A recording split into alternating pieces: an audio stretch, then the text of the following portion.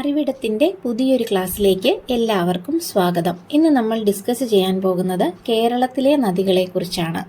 കേരളത്തിലെ നദികളെക്കുറിച്ച് പറയുന്നതിന് മുൻപേ തന്നെ നമുക്ക് അറിയേണ്ട ഒരു കാര്യമുണ്ട്. എന്താണ് നദി?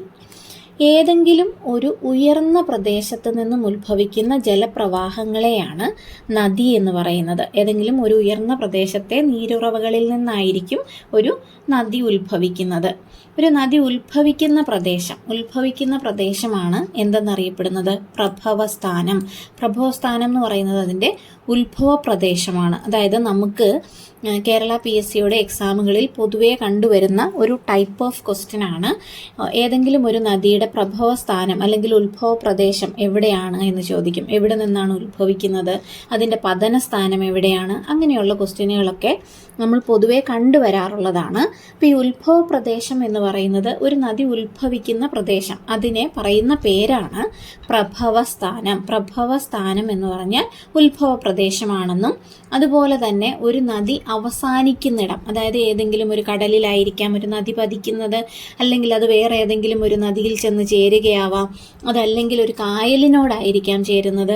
ഇങ്ങനെ എവിടെയാണോ ഒരു നദിയുടെ അവസാനം, എവിടെയാണോ അത് പതിക്കുന്നത്, അതിനെ പറയുന്ന പേരാണ് നദീമുഖം. അപ്പോൾ പ്രഭവസ്ഥാനം എന്താണെന്നും നദീമുഖം എന്താണ് എന്നുള്ളതും എല്ലാവരും ഒന്ന് ഓർത്തിരുന്നോളുക. അതുപോലെ പ്രഭവസ്ഥാനം മുതൽ നദീമുഖം വരെയുള്ള ചരിവിലെ വ്യത്യാസമനുസരിച്ച് നദീമാർഗത്തെ 3 ഘട്ടങ്ങളായി തിരിച്ചിട്ടുണ്ട്. ആ 3 ഘട്ടങ്ങളാണ് ഈ കൊടുത്തിരിക്കുന്നത്. ഉപരിഘട്ടം, മധ്യഘട്ടം, കീഴ്ഘട്ടം എന്നിവയാണവ. ഉപരിഘട്ടം, മധ്യഘട്ടം, കീഴ്ഘട്ടം. ഈ ഉപരിഘട്ടം എന്ന് പറയുന്നതാണ് നദിയുടെ ഉത്ഭവ പ്രദേശം. ഇതിലെ കുത്തനെയുള്ള ചെരുവിലൂടെ ആയിരിക്കും നദി ഉപരിഘട്ടത്തിൽ ഒഴുകുന്നത്. ഇവിടെ ശക്തമായ അപരദന നടക്കുന്ന ഒരു സമയമാണ് ഈ ഉപരിഘട്ടം എന്ന് പറയുന്നത്. ഉപരിഘട്ടത്തിൽ അപരദന തോത് കൂടുതലായിരിക്കും. അതായത് അവിടെയുള്ളതിനെ എല്ലാത്തിനെയും അടിച്ചെടുത്തോണ്ടായിരിക്കും ഈ നദി വെള്ളം ഒഴുകിപ്പോരുന്നത്. കാരണം വെള്ളത്തിൻ്റെ ഫോഴ്സ് വളരെ കൂടുതലായിരിക്കും. കുത്തനെയുള്ള ചെരുവിലൂടെ നദി ഒഴുകുന്ന സമയത്ത് ഇതിൻ്റെ ഫോഴ്സ് കൂടുതലായിരിക്കും. അത് കാരണം ഒന്നിനെ അവിടെ ഡിപ്പോസിറ്റ് ചെയ്യാനുള്ള ഒരു അവസ്ഥയൊന്നും ഉണ്ടായിരിക്കില്ല. അതുകൊണ്ട് തന്നെ അപരദന തോത് ഉപരിഘട്ടത്തിൽ കൂടുതലായിരിക്കും. നിക്ഷേപണ പ്രവർത്തനങ്ങളൊന്നും അവിടെ നടക്കുകയുമില്ല. അതുപോലെ താഴ്വരകളും വെള്ളച്ചാട്ടങ്ങളും ഒക്കെ സൃഷ്ടിക്കപ്പെടുന്ന ഒരു സ്ഥലമാണ് ഉപരിഘട്ടം എന്ന് പറയുന്നത്. അടുത്തത് മധ്യഘട്ടമാണ്. ഈ മധ്യഘട്ടത്തിൽ താരതമ്യേന എന്ത് ചെയ്യും? ഈ ചെരുവ്, ഒഴുക്കിൻ്റെ ചരിവ്, ഒഴുകുന്ന സ്ഥലത്തിൻ്റെ ചരിവ് കുറഞ്ഞു വരുന്ന സമയമാണ്. അപ്പോൾ കുറഞ്ഞു വരുന്ന സമയത്ത് സ്വാഭാവികമായിട്ടും അതിൻ്റെ ഫോഴ്സ് കുറയുകയും അപരദന തോത് കുറയുകയും ചെയ്യുന്നു, അതിൻ്റെ തീവ്രത കുറയുകയും ചെയ്യുന്നുണ്ടാവും. നിക്ഷേപണ പ്രവർത്തനങ്ങൾ പൂർണ്ണമായും ഇല്ലെങ്കിലും നിക്ഷേപ പ്രവർത്തനങ്ങളും എന്താണ്? ഇത് നടത്തുന്നുമുണ്ടാവും. ചെറിയ രീതിയിലെങ്കിലും എന്തെങ്കിലുമൊക്കെ എവിടെയെങ്കിലുമൊക്കെ അവശേഷിപ്പിച്ചിട്ട് തന്നെ ആയിരിക്കാം നദി ഒഴുകിപ്പോകുന്നത്. ഏത് സമയത്ത്? ഈ മധ്യഘട്ടത്തിൽ. പിന്നെയുള്ളതാണ് കീഴ്ഘട്ടം എന്ന് പറയുന്നത്. ഈ കീഴ്ഘട്ടം എന്ന് പറയുന്നത് സമതല പ്രദേശത്തുകൂടി ഒഴുകുന്നു. അതായത് സമതല പ്രദേശത്തുകൂടെയാണ് ഈ കീഴ്ഘട്ടം ഒഴുകുന്നത്. അവസാദങ്ങൾ നദിയിൽ കൂടുതലായി കാണുന്നതിനാലും ഒഴുക്കിൻ്റെ വേഗത കുറവായതിനാലും ഈ ഘട്ടത്തിൽ നിക്ഷേപണ പ്രവർത്തനം കൂടുതലായിരിക്കും. അപ്പോൾ ഇത്രയാണ് നമ്മുടെ ഒരു നദികളെക്കുറിച്ചൊരു കോമൺ ആയിട്ടുള്ള ഒരു ഐഡിയ എന്ന് പറയുന്നത്. നദികൾ ഉത്ഭവിക്കുന്നത് ഉയർന്ന പ്രദേശങ്ങളിൽ നിന്നാണ്. ഉയർന്ന പ്രദേശങ്ങളിലെ നീരുറവകളിൽ നിന്ന് ഉത്ഭവിക്കുന്ന ജലപ്രവാഹങ്ങളെയാണ് നദികളെന്ന് പറയുന്നത് എന്നും അതിൻ്റെ ഉത്ഭവ സ്ഥാനത്തെ നമ്മൾ പ്രഭവസ്ഥാനമെന്നും അത് പതിക്കുന്നിടത്തെ നമ്മൾ നദീമുഖം എന്നും പറയുമെന്നും അതുപോലെ ഉപരിഘട്ടം, മധ്യഘട്ടം, കീഴ്ഘട്ടം എന്നിവ എന്താണെന്നുള്ളതും നമ്മൾ പറഞ്ഞു. അതുപോലെ ഈ നദികളെക്കുറിച്ച് പറയുമ്പോൾ നമ്മൾ വേറെ 2 കാര്യങ്ങളും കൂടി നമ്മൾ അറിഞ്ഞിരിക്കണം. എന്താണ് പോഷക നദി, അതുപോലെ എന്താണ് കൈവഴി? ഈ പോഷക നദികൾ അഥവാ ട്രിബ്യൂട്ടറീസ് എന്ന് പറഞ്ഞാൽ എന്താണ് എന്ന് ചോദിച്ചാൽ, ഒരു നദിയിലേക്ക് ഒഴുകിച്ചേരുന്ന ഉപനദികളാണ് പോഷക നദി എന്ന് പറയുന്നത്.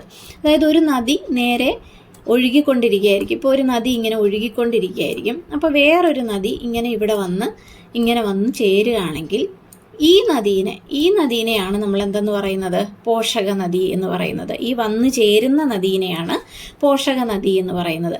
അതുപോലെ ഇങ്ങനെ ഒഴുകിക്കൊണ്ടിരിക്കുന്ന ഒരു നദിയുടെ ഈ ഭാഗത്തായിട്ട്, അതായത് നമ്മുടെ ഏതെങ്കിലും ഒരു ഭാഗത്തായിട്ട് എന്തുണ്ടാവാം? ഒരു ഒരു തടസ്സം, എന്തെങ്കിലും ഒരു തടസ്സം ഇവിടെ ഉണ്ടെങ്കിൽ ഈ നദി ഇങ്ങനെ പിരിഞ്ഞൊഴുകാനുള്ളൊരു ചാൻസ് ഉണ്ട്. ഇവിടെ ഒരു തടസ്സമുണ്ട്, ഇവിടെ ഒരു മലയുണ്ട്, അങ്ങനെ ഉണ്ടെങ്കിൽ എന്ത് ചെയ്യാം, ഈ നദി ഇങ്ങനെ പിരിഞ്ഞൊഴുകാനുള്ള ഒരു ചാൻസ് ഉണ്ട്. അപ്പം ഇങ്ങനെ ഈ പിരിഞ്ഞൊഴുകി പോകുന്ന ഈ ഭാഗത്തിനെ, ഈ നദീനെയാണ് നമ്മൾ എന്തെന്ന് പറയുന്നത്, കൈവഴി അല്ലെങ്കിൽ ഡിസ്ട്രിബ്യൂട്ടറീസ് എന്ന് പറയുന്നത്. അപ്പോൾ പോഷക നദി എന്താണെന്നും അതുപോലെ കൈവഴി എന്താണ് എന്നും നിങ്ങൾക്ക് മനസ്സിലായി എന്ന് വിചാരിക്കുന്നു. അതായത് ഇതാണ്, ഈ വരുന്നതാണ് നമ്മുടെ മെയിൻ നദി എന്ന് പറയുന്നത്. അപ്പം നമുക്കറിയാം ഗംഗയുടെ ഒരു പ്രധാന കൈവഴിയാണ് ഹൂഗ്ലി എന്നൊക്കെ പറഞ്ഞ് നമ്മൾ ഇതിനു മുന്നേ നിങ്ങൾ എപ്പോഴെങ്കിലും വായിക്കുന്ന സമയത്തെങ്കിലും പഠിച്ചിട്ടുണ്ടാവാം. അപ്പോൾ ഇത് എന്താണ്, ഇപ്പോൾ ഈ ഒഴുകി വരുന്നത് ഒരു മെയിൻ റിവറാണ് ഈ വരുന്നത്. അപ്പോൾ ഈ നദിയിലേക്ക് ഒരു വേറെ എവിടെന്നെങ്കിലും ഉത്ഭവിക്കുന്ന വേറൊരു നദി വന്ന് പതിക്കുകയാണെങ്കിൽ ഈ നദീനെ നമ്മൾ എന്തെന്ന് പറയും, പോഷക നദി എന്നും. ഇങ്ങനെ ഒഴുകി പോകുന്ന, അതായത് എവിടെയെങ്കിലും ഒരു തടസ്സം വന്നു കഴിയുമ്പോൾ ഒരു അവസാദങ്ങൾ അടിഞ്ഞുകൂടി തടസ്സം സൃഷ്ടിക്കാം, അല്ലെങ്കിൽ ഒരു മലയായിരിക്കാം, പാറയായിരിക്കാം, അങ്ങനെ എന്താണെങ്കിലും ഇങ്ങനെ വന്നിട്ട് ഇവിടെ നിന്ന് ഇങ്ങനെ തിരിഞ്ഞു പോവുകയാണെങ്കിൽ അതിനെയാണ് നമ്മൾ കൈവഴി അഥവാ ഡിസ്ട്രിബ്യൂട്ടറി എന്ന് പറയുന്നതെന്നും ഓർത്തിരിക്കുക. പോഷക നദി ട്രിബ്യൂട്ടറിയും കൈവഴി ഡിസ്ട്രിബ്യൂട്ടറിയുമാണ്. അപ്പം നമ്മൾ പലപ്പോഴും ഡിഗ്രി ലെവൽ എക്സാമിനൊക്കെ പല സമയത്തും ക്വസ്റ്റ്യൻ പേപ്പറുകളിൽ ഇങ്ങനെ എററൊക്കെ കാണാറുണ്ട്. മലയാളം വായിക്കുമ്പോൾ മനസ്സിലാവുന്നില്ല എന്ന് പറയുന്ന ഒരു പ്രശ്നമൊക്കെ, മലയാളത്തിൻ്റെ ഇംഗ്ലീഷിൻ്റെ അതേ ട്രാൻസ്ലേഷൻ ആയിരിക്കില്ല ചിലപ്പം മലയാളത്തിൽ വന്നേക്കുന്നത്. അപ്പം നമ്മൾ പലപ്പോഴും ഇംഗ്ലീഷ് ക്വസ്റ്റ്യൻസ് വായിക്കുന്നതാണ് എപ്പോഴും കുറച്ചുകൂടെ എഫക്റ്റീവായിട്ട് നമുക്ക് മനസ്സിലാകുന്നതായിട്ട് തോന്നിയിട്ടുള്ളത്. അതുകൊണ്ടാണ് ഞാൻ ഇതിൻ്റെ ഇംഗ്ലീഷ് വേർഡും കൂടി പറഞ്ഞത്. പോഷക നദി എന്ന് പറയുന്നത് ട്രിബ്യൂട്ടറിയും കൈവഴി എന്ന് പറയുന്നത് ഡിസ്ട്രിബ്യൂട്ടറിയും ആണെന്നുള്ളത് നിങ്ങളൊന്ന് ഓർത്തിരുന്നോളുക. അതുപോലെ നദികളെക്കുറിച്ച് നമ്മൾ പറഞ്ഞു തുടങ്ങിയപ്പം നമ്മൾ പറഞ്ഞു ഇതൊരു ഇൻട്രൊഡക്ഷനാണ്. നദികൾ, കേരളത്തിലെ നദികളാണ് നമ്മുടെ മെയിൻ ക്ലാസ്. അതിനെക്കുറിച്ചുള്ള എല്ലാ വിവരങ്ങളും തന്നെ, സാധാരണ രീതിയിൽ ചോദിക്കാൻ ചാൻസ് ഉള്ള എല്ലാ വിവരങ്ങളും തന്നെ ഞാൻ ഈ ക്ലാസ്സിൽ ഉൾപ്പെടുത്തുന്നുണ്ട്.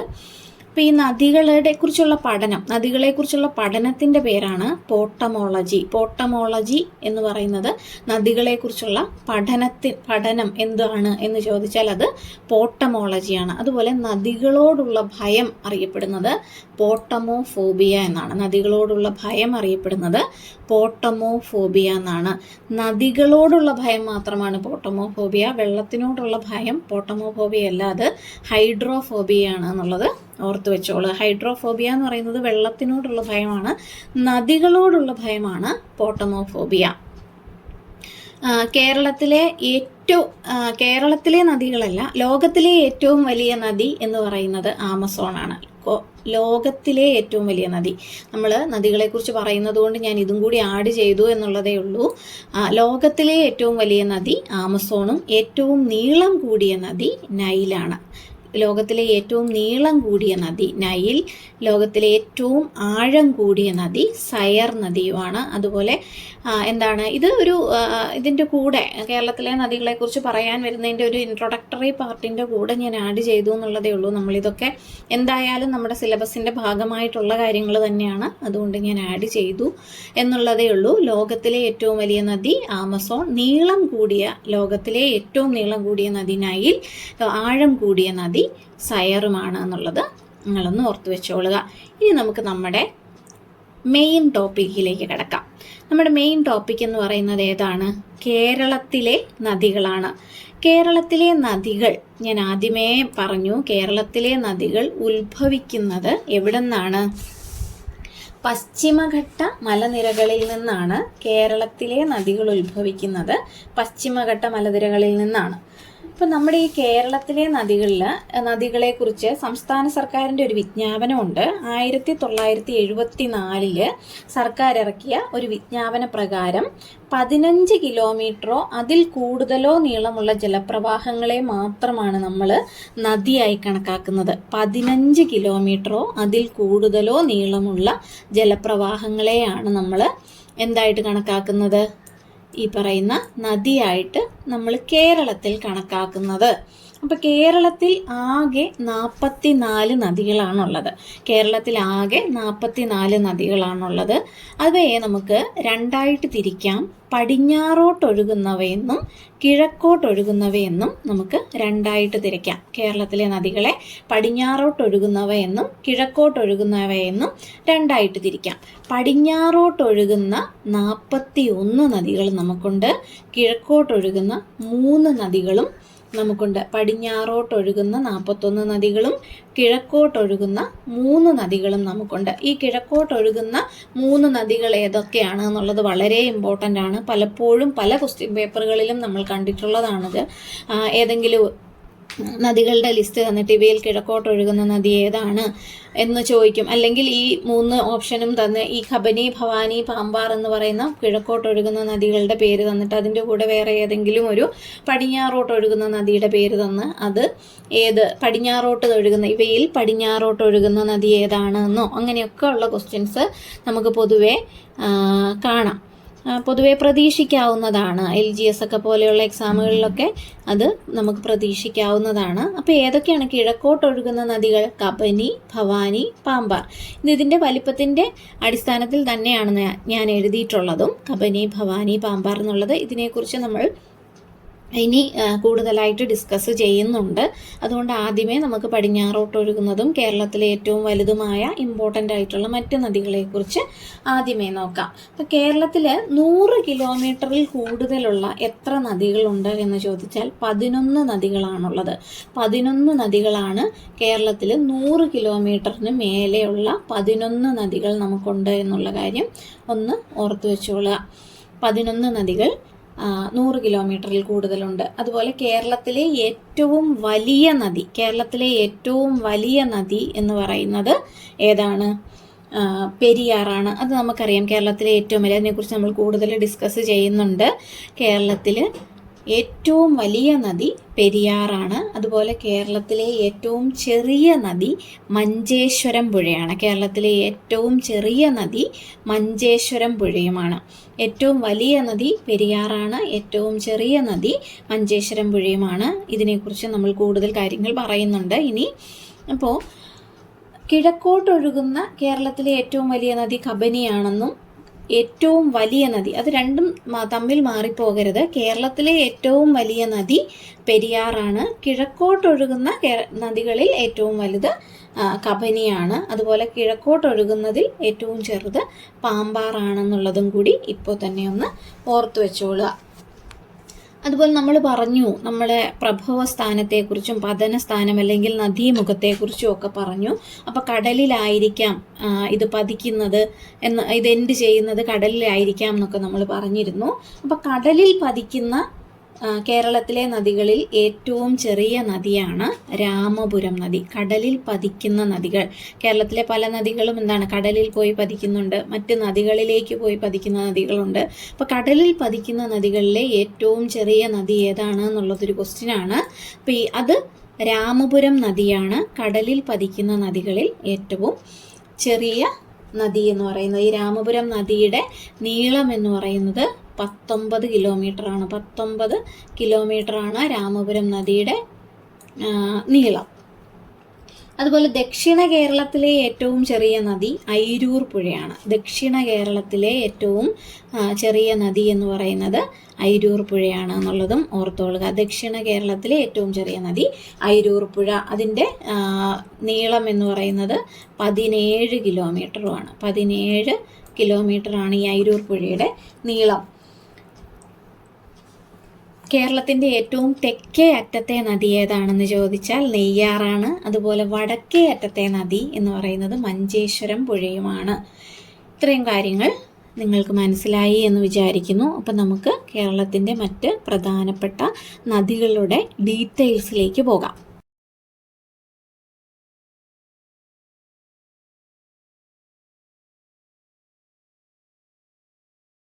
നമുക്ക് പെരിയാറിനെ കുറിച്ച് കൂടുതലായിട്ട് മനസ്സിലാക്കാം.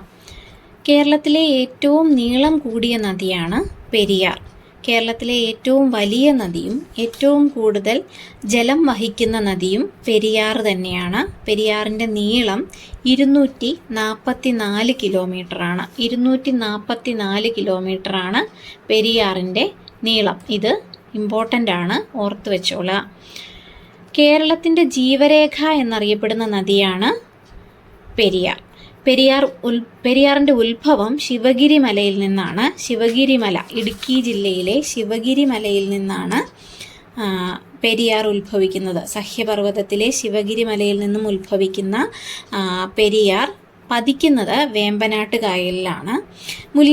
മുല്ലപ്പെരിയാർ വിഷയത്തിൽ കേരളം സുപ്രീം കോടതിയിൽ സമർത്ഥിച്ചിരിക്കുന്നത് പെരിയാറിൻ്റെ ഉത്ഭവം കേരളത്തിൻ്റെ ഭാഗമായിട്ടുള്ള ചൊക്കാമ്പെട്ടിയിൽ നിന്നാണ് എന്നാണ് കേട്ടോ. അതും കൂടി ഓർത്ത് വെച്ചോളൂ. കാരണം ഈ മുല്ലപ്പെരിയാർ പ്രശ്നമൊക്കെ വന്ന സമയത്ത് ഈ മുല്ലപ്പെരിയാർ വിഷയത്തിൽ ഇത് ഒരു നേട്ടം കൈവരിക്കുക എന്നുള്ള രീതിയിൽ ആ വിഷയത്തിൽ സർക്കാർ പറഞ്ഞിരിക്കുന്നത് ഇത് ചൊക്കാമ്പെട്ടിയിൽ നിന്നാണ് പെരിയാർ ഉത്ഭവിക്കുന്നതെന്നാണ്. പക്ഷെ ആക്ച്വലി ഇതിൻ്റെ ഉത്ഭവം എന്ന് പറയുന്നത് ശിവഗിരി മലയിൽ നിന്നാണ്. പെരിയാറിൻ്റെ ഉത്ഭവം ശിവഗിരി മലയിൽ നിന്നാണ്. അതുപോലെ ഏറ്റവും നീളം കൂടിയ നദി, ഏറ്റവും വലിയ നദി, ഏറ്റവും ജലം ഉൾക്കൊള്ളുന്ന നദിയൊക്കെ പെരിയാർ തന്നെയാണ്. അതുകൊണ്ടാണ് കേരളത്തിൻ്റെ ജീവരേഖ എന്ന് പെരിയാറിനെ വിശേഷിപ്പിക്കുന്നത്. പെരിയാർ പതിക്കുന്നത്, അതായത് ഇതിൻ്റെ നദീമുഖം എന്ന് പറയുന്നത് വേമ്പനാട്ട് കായലാണ്. വേമ്പനാട്ട് കായലിനെ കുറിച്ച് നമുക്കറിയാം. കേരളത്തിലെ ഏറ്റവും വലിയ കായലാണ് വേമ്പനാട്ട് കായൽ. ഇന്ത്യയിലെ തന്നെ ഏറ്റവും വലിയ തണ്ണീർത്തടം വേമ്പനാട്ട് കായലാണ്. ഈ വേമ്പനാട്ട് കായലിൽ പെരിയാർ മാത്രമല്ല പതിക്കുന്നത്. മൂവാറ്റുപുഴ, മീനച്ചിലാർ, പമ്പ, പെരിയാർ, അച്ചൻകോവിലാർ, മണിമലയാർ തുടങ്ങിയ ഈ നദികളെല്ലാം എല്ലാത്തിൻ്റെയും പതനസ്ഥാനം എന്ന് പറയുന്നത് വേമ്പനാട്ട് കായൽ തന്നെയാണ്. വേമ്പനാട്ട് കായലാണ് കേരളത്തിലെ ഏറ്റവും വലിയ കായൽ. ഈ വേമ്പനാട്ട് കായൽ കുട്ടനാട്ടിൽ അറിയപ്പെടുന്നത് പുന്നമട കായൽ എന്നാണ്. അതും കൂടി ജസ്റ്റ് ഒന്ന് ഓർത്ത് വെച്ചോളുക. കുമരകം വിനോദസഞ്ചാര കേന്ദ്രം സ്ഥിതി ചെയ്യുന്ന കായൽ തീരവും വേമ്പനാട്ട് കായൽ തന്നെയാണ്. കുമരകം വിനോദസഞ്ചാര കേന്ദ്രം സ്ഥിതി ചെയ്യുന്നത്. അതുപോലെ വേമ്പനാട്ട് കായലിലെ ഏറ്റവും വലിയ പ്രകൃതിദത്ത ദ്വീപ് പാതിരാമണലാണ്. പാതിരാമണൽ കുമരകത്തിനും തണ്ണീർമുക്കത്തിനും മധ്യേ സ്ഥിതി ചെയ്യുന്ന ചെറിയ ദ്വീപാണ് പാതിരാമണൽ എന്ന് പറയുന്നത്. പാതിരാമണൽ ദ്വീപ് അറിയപ്പെടുന്ന മറ്റൊരു പേരാണ് അനന്തപത്മനാഭൻ തോപ്പ്. അനന്തപത്മനാഭൻ തോപ്പ് എന്നറിയപ്പെടുന്നത് ഈ പാതിരാമണൽ ദ്വീപാണ്. ഇത്രയും കാര്യങ്ങൾ ഈ പെരിയാറിൻ്റെ പതനസ്ഥാനം വേമ്പനാട്ട് കായലാണ് എന്ന് പറഞ്ഞതുകൊണ്ടും വേമ്പനാട്ട് കായൽ എന്ന് പറയുന്നത് കേരളത്തിലെ ഏറ്റവും വലിയ കായലാണ്. അത് നമ്മുടെ സിലബസിൽ, കേരള PSCയുടെ സിലബസിൽ ഈ കായലുകളും ഉൾപ്പെടുന്നു എന്നുള്ളത് കൊണ്ടുമാണ് ഈ കാര്യങ്ങളും കൂടി ഞാൻ ഇതിനകത്ത് സൂചിപ്പിച്ചത്. അതുപോലെ ഈ പെരിയാറിനുള്ള ചില വിശേഷണങ്ങൾ നമുക്ക് നോക്കാം. നമ്മൾ ഓൾറെഡി പറഞ്ഞു കേരളത്തിൻ്റെ ജീവരേഖ എന്നറിയപ്പെടുന്ന നദിയാണ് പെരിയാർ എന്ന്. ഈ പെരിയാറിനെ അർത്ഥശാസ്ത്രത്തിൽ ചൂർണി എന്നൊരു വിശേഷണമുണ്ട്. അർത്ഥശാസ്ത്രത്തിൽ ചൂർണി എന്ന് വിശേഷിപ്പിച്ചിരിക്കുന്ന നദിയാണ് പെരിയാർ. അതുപോലെ ശങ്കരാചാര്യർ പൂർണ്ണ എന്ന് വിശേഷിപ്പിച്ചിരിക്കുന്നതും പെരിയാറിനെയാണ്. ശങ്കരാചാര്യർ പൂർണ്ണ എന്ന് വിശേഷിപ്പിച്ചിരിക്കുന്നതും പെരിയാറിനെയാണ്. അർത്ഥശാസ്ത്രത്തിൽ പരാമർശമുള്ള കേരളത്തിലെ നദികൾ ഏതൊക്കെയെന്ന് ചോദിച്ചാൽ പെരിയാറും പമ്പയുമാണ്. പെരിയാറിനും പമ്പയ്ക്കും മാത്രമാണ് അർത്ഥശാസ്ത്രത്തിൽ പരാമർശമുള്ള കേരളത്തിലെ നദികൾ. കേരളത്തിൽ ഏറ്റവും കൂടുതൽ പോഷക നദികളുള്ള നദിയും പെരിയാറാണ്. അപ്പോൾ ഏതൊക്കെയാണ് ഈ പെരിയാറിൻ്റെ പോഷക നദികളെന്ന് നമുക്ക് നോക്കാം. മുല്ലയാർ, മുതിരപ്പുഴ, പെരിഞ്ചാൻകുട്ടിപ്പുഴ, പെരുന്തുറയാർ, കട്ടപ്പനയാർ, ചെറുതോണിയാർ, ഇടമലയാർ ഇവയൊക്കെയാണ് പെരിയാറിൻ്റെ പ്രധാന പോഷക നദികൾ. മുല്ലയാർ, മുതിരപ്പുഴ, പെരിഞ്ചാൻകുട്ടിപ്പുഴ, പെരുന്തുറയാർ, കട്ടപ്പനയാർ, ചെറുതോണിയാർ, ഇടമലയാർ ഇവയൊക്കെയാണ് പ്രധാന പോഷക നദികൾ. ഈ ചെറുതോണിയാറിലൊക്കെയാണ് ഇടുക്കി ഡാമൊക്കെ സ്ഥിതി ചെയ്യുന്നത്. അതുകൊണ്ട് ഇതൊക്കെ ഇമ്പോർട്ടൻ്റ് ആണ്.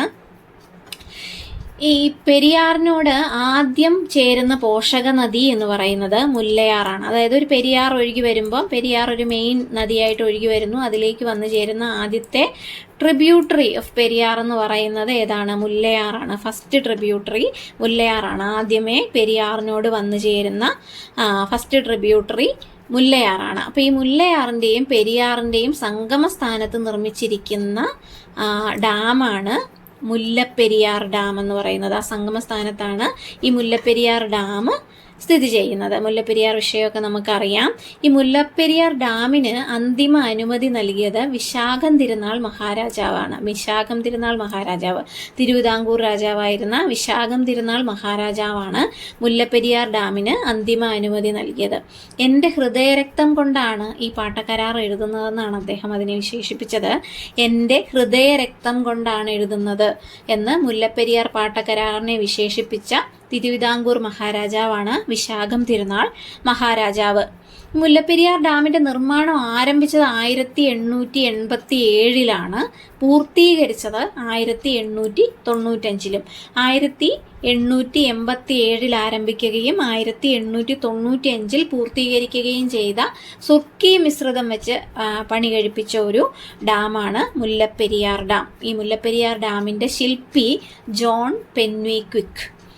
മുല്ലപ്പെരിയാർ ഡാമിൻ്റെ ശില്പിയാണ് ജോൺ പെന്നി ക്വിക്ക്. ഈ മുതിരപ്പുഴ എന്ന് പറയുന്നത് നമ്മുടെ പെരിയാറിൻ്റെ ഒരു പ്രധാനപ്പെട്ട പോഷക നദിയാണ്. ഈ മുതിരപ്പുഴ, കുണ്ടള, നല്ലതണ്ണി എന്ന് പറയുന്ന ഈ 3 നദികൾ നമ്മുടെ ഒരു ടൂറിസ്റ്റ് പ്ലേസായ മൂന്നാറിൽ സംഗമിക്കുന്നുണ്ട്. മുതിരപ്പുഴ, കുണ്ടള, നല്ലതണ്ണി ഈ 3 നദികൾ ആണ് എവിടെ സംഗമിക്കുന്നത്? മൂന്നാറിൽ. നമ്മൾ ഓൾറെഡി പറഞ്ഞു, ശിവഗിരി മലയിൽ നിന്ന്, ഇടുക്കിയിലെ ശിവഗിരി മലയിൽ നിന്നാണ് പെരിയാർ ഉത്ഭവിക്കുന്നത് എന്ന് പറഞ്ഞു. ഈ പെരിയാർ ഉത്ഭവസ്ഥാനത്ത് നിന്നും ഒഴുകി എറണാകുളം ജില്ലയിലെ ആലുവയിൽ എത്തിച്ചേരുമ്പോൾ അത് 2ആയി തിരിയുന്നുണ്ട്.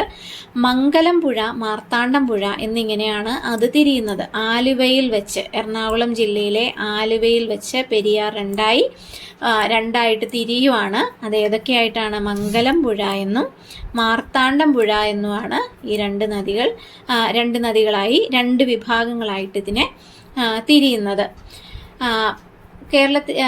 പെരിയാർ ഒഴുകുന്ന ജില്ലകൾ ഇടുക്കിയും എറണാകുളവും മാത്രമാണ്. ഇടുക്കി ജില്ലയിലൂടെയും എറണാകുളം ജില്ലയിലൂടെയും മാത്രമാണ് പെരിയാർ ഒഴുകുന്നത്. ഏറ്റവും കൂടുതൽ അണക്കെട്ടുള്ള നദി ഏത്? കേരളത്തിലെ ഏറ്റവും കൂടുതൽ അണക്കെട്ടുകളുള്ള നദി ഏത് എന്ന ചോദ്യത്തിന് ഉത്തരവും പെരിയാർ തന്നെയാണ്. ഏതൊക്കെയാണ് അണക്കെട്ടുകളെന്ന് നോക്കാം. ഇടുക്കി, പള്ളിവാസൽ, ചെങ്കുളം, പന്നിയാർ, നേര്യമംഗലം, ലോവർ പെരിയാർ ഇവയൊക്കെയാണ് പെരിയാറിലെ പ്രധാന അണക്കെട്ടുകൾ. പെരിയാറിൻ്റെ തീരത്തുള്ള ക്രിസ്തീയ തീർത്ഥാടന കേന്ദ്രമാണ് മലയാറ്റൂർ എന്ന് പറയുന്നത് ക്രിസ്തീയ തീർത്ഥാടന കേന്ദ്രമാണ്. ഈ മലയാറ്റൂർ തീർത്ഥാടന കേന്ദ്രം പെരിയാറിൻ്റെ തീരത്താണ് സ്ഥിതി ചെയ്യുന്നത്. അതുപോലെ തേക്കടി വന്യജീവി സങ്കേതം സ്ഥിതി ചെയ്യുന്നതും പെരിയാറിൻ്റെ തീരത്താണ്. ശങ്കരാചാര്യരുടെ ജന്മസ്ഥലമായ കാലടി സ്ഥിതി ചെയ്യുന്നത് പെരിയാറിൻ്റെ തീരത്താണ്. ശങ്കരാചാര്യരുടെ ജന്മസ്ഥലമായ കാലടി സ്ഥിതി ചെയ്യുന്നത് പെരിയാറിൻ്റെ തീരത്താണ്. പെരിയാർ മുൻകാലങ്ങളിൽ പൂർണ്ണ എന്നറിയപ്പെട്ടിരുന്നു നമ്മൾ പറഞ്ഞു. പൂർണ്ണ എന്ന് വിശേഷിപ്പിച്ചത് ശങ്കരാചാര്യരായിരുന്നു. ഈ ശങ്കരാചാര്യരുടെ ജന്മസ്ഥലം കാലടിയാണ്. ഈ കാലടി സ്ഥിതി ചെയ്യുന്നത് പെരിയാറിൻ്റെ തീരത്താണ്. ആദിശങ്കര കീർത്തിസ്തംഭ മണ്ഡപം സ്ഥിതി ചെയ്യുന്നതും പെരിയാറിൻ്റെ തീരത്താണ്. അതും കാലടിയിലാണ്. അതുപോലെ അദ്വൈത ആശ്രമം, ആലുവയിലെ അദ്വൈത ആശ്രമം സ്ഥിതി ചെയ്യുന്നതും പെരിയാറിൻ്റെ തീരത്താണ്. പെരിയാറിൽ 1924 ഒരു വെള്ളപ്പൊക്കമുണ്ട്. ആ വെള്ളപ്പൊക്കം അറിയപ്പെടുന്നത് 99 വെള്ളപ്പൊക്കം എന്നാണ്. അങ്ങനെ 99 വെള്ളപ്പൊക്കം എന്നിതറിയപ്പെടാൻ കാരണം ഇത് കൊല്ലവർഷം 1099 മലയാള വർഷം 1099 ഇത് നടന്നത് എന്നുള്ളത് കൊണ്ടാണ് 99 വെള്ളപ്പൊക്കം എന്നതിനെ വിശേഷിപ്പിക്കുന്നത്. പെരിയാറിൽ 1341 ഒരു വെള്ളപ്പൊക്കം ഉണ്ടായിട്ടുണ്ട്. അത് വളരെ വലിയ നാശം വിതച്ച ഒരു വെള്ളപ്പൊക്കമായിരുന്നു. ആ വെള്ളപ്പൊക്കത്തെ തുടർന്ന് നശിച്ചു പോയ ഒരു തുറമുഖമാണ് കൊടുങ്ങല്ലൂർ തുറമുഖം. അതുപോലെ ആലുവാപ്പുഴ, കാലടിപ്പുഴ എന്നീ പേരുകളിലൊക്കെ അറിയപ്പെടുന്നത് പെരിയാറാണ്. ആലുവാപ്പുഴ, കാലടിപ്പുഴ എന്നീ പേരുകളിൽ അറിയപ്പെടുന്നത് പെരിയാറാണ്.